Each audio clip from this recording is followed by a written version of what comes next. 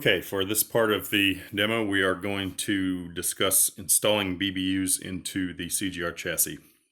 Now, as you can see, we are assuming that you have already opened the box and powered down the unit prior to this.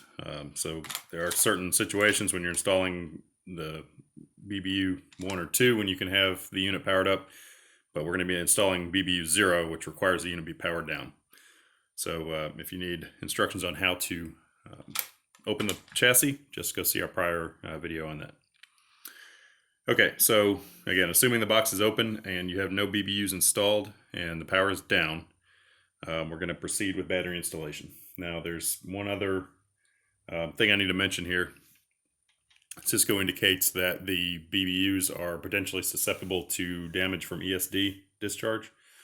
So before performing this operation in the lab or in the field, you need to make sure that you are properly grounded via ESD straps and that you only place the BBUs on static resistant surfaces or store them in static resistant bags.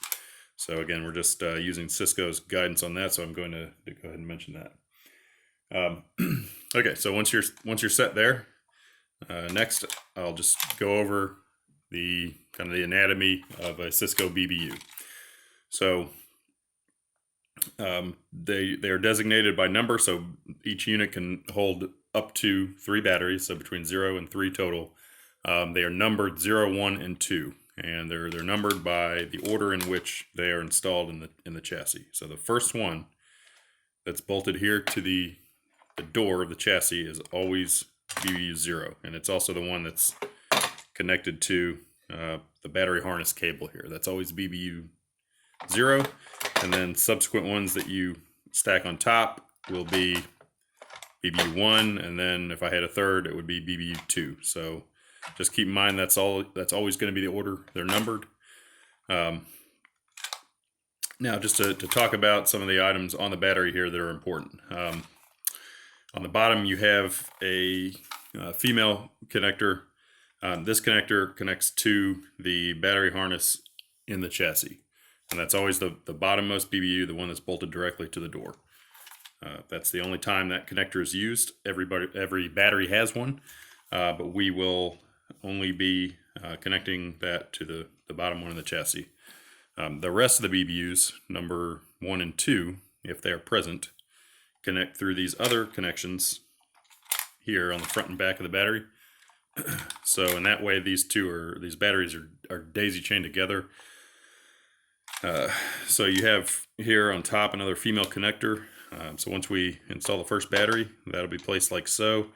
And then once this other battery goes on top, we'll be using the male connector on the bottom, and that will align, and these two will snap together. But we'll get to that more in depth later. So just some of the other items of note on the battery. You have 6 captive screws around the outside. These are used to secure the battery to either the door or the top of another battery. And then on the top of each battery, you have these 6 threaded helicoils, and those are used to receive the screws from a battery that you're going to install on top if you're going to be doing that. Now, in terms of tools, the only thing you really need is a small number 1 screwdriver, Phillips head. And depending on how you're going to be installing the cable and how large your fingers are, a flathead screwdriver I find can be helpful for helping secure or remove the connector. So just another note on this connector, you have a bunch of wires threaded into the back of this connector. So you never want to pull those wires directly. You always want to manipulate the plastic connector so you don't damage its interface with the wires on the harness. Okay, so we're going to install our first BBU, BBU 0. So we want to make sure that the female harness connector is facing toward the bottom of the router, aligned with the battery cable here. So I just have to place this in such a way that I make sure the screws align with the threaded portions of the chassis door here.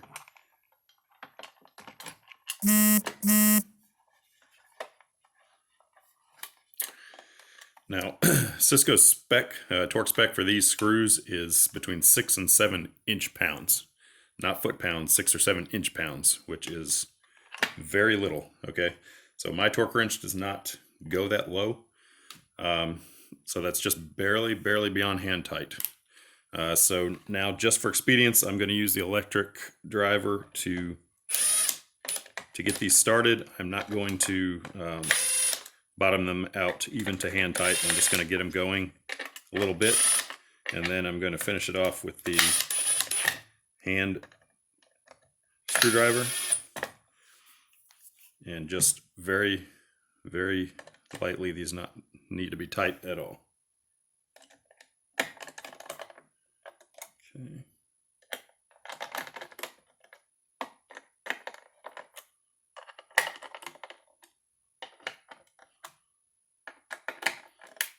Okay, so now I can see my battery is firmly affixed to the door, and for the next step I'm going to place the plastic connector.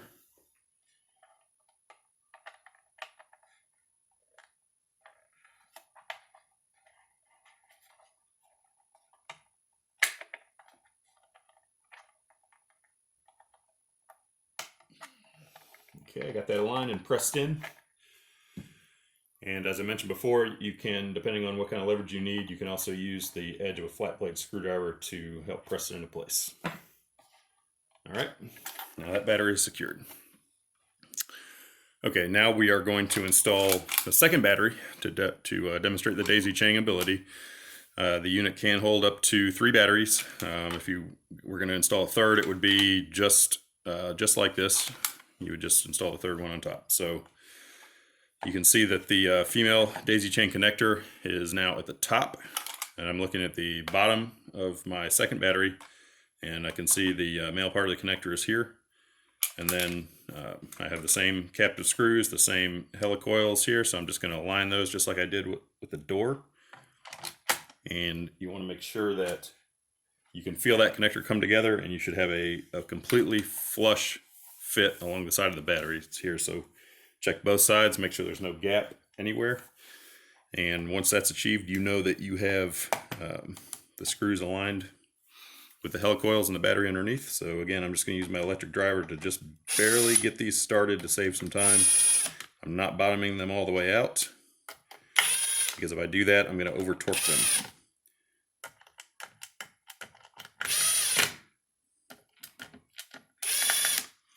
Okay, and then I'm going to finish off very lightly hand tight with my screwdriver.